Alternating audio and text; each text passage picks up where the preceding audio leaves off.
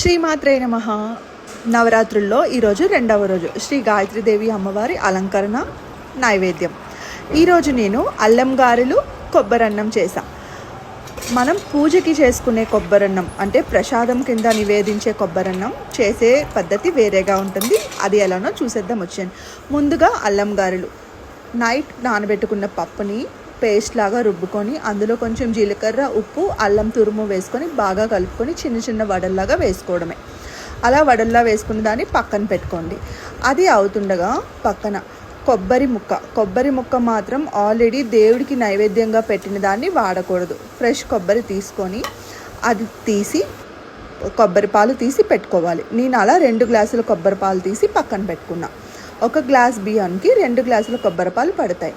1 glass బియ్యం మంచిగా కడిగి పెట్టుకొని 2 గ్లాసుల కొబ్బరి పాలు వేయాలి. కొబ్బరి పాలు వేసి కుక్కర్ పెట్టేసుకోవాలి. అన్నం బాగా ఉడికిన తర్వాత పక్కన పెట్టుకోండి.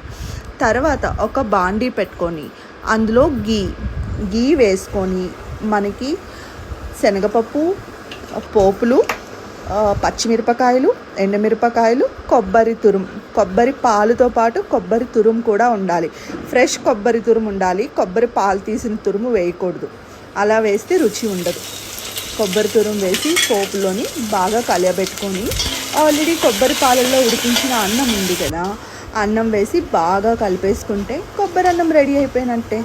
ఇప్పుడు మనం ఈ నైవేద్యాన్ని అమ్మవారికి మనస్ఫూర్తిగా భక్తితో సమర్పించుకోవాలి. ఈరోజు నా పూజా విధానం ఇది.